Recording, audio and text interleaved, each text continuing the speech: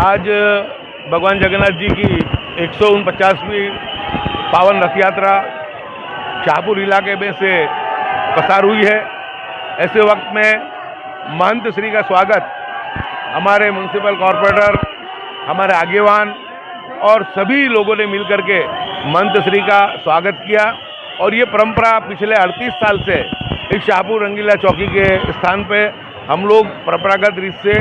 जो है कौमी एकता का संदेश देते हैं। कबूतर उड़ाए जाते हैं, शाल पहनाकर, फूलहार से और मोमेंटो देके जो महंत श्री का स्वागत करने में आता है। तो आज के दिन मैं ये मानता हूँ कि बहुत ही ये शुभ अवसर पे आज हम ईश्वर और अल्लाह से प्रार्थना भी करते हैं कि जो तरीके के हालात पूरे गुजरात और पूरे देश में इस वक्त में बारिश के लेकर के चल रहे हैं कि पानी की बहुत किल्लत है, बारिश गिर नहीं रही है, जगत का तात, खेडूत भी परेशान है,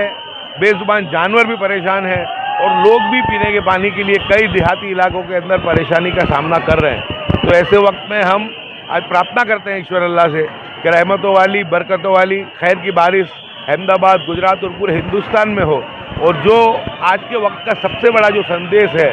कि जिस तरीके से एक नफरत का माहौल खड़ा करने की जो कोशिश होती रहती है कई कमनसीबी से, तो ऐसे वक्त में शाहपुर के हिंदू मुस्लिम सभी मिलकर के एकता का,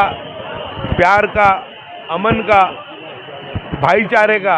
और राष्ट्रवाद का जो एक मैसेज देते हैं, वो मैसेज मैं मानता हूँ कि आज के वक्त की ज़रूरत है। और हम आज के दिन अल्लाह और ईश्वर से ये भी प्रार्थना करेंगे कि हमारे इस गुजरात का अमन और भाईचारा बना रहे, हमारी गंगा जैमनी तहजीब है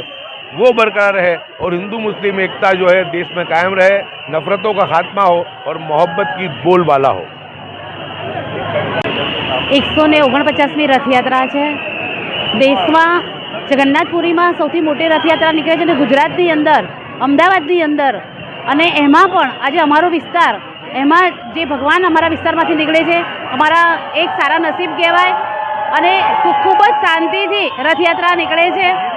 અમદાવાદની અંદર જમાલપુર, દરિયાપુર, પ્રેમ દરવાજાથી આવે અને શાહપુરમાં મુસ્લિમ વિસ્તાર આવે છે, પણ હિન્દુની સાથે મુસ્લિમ પણ ખૂબ જ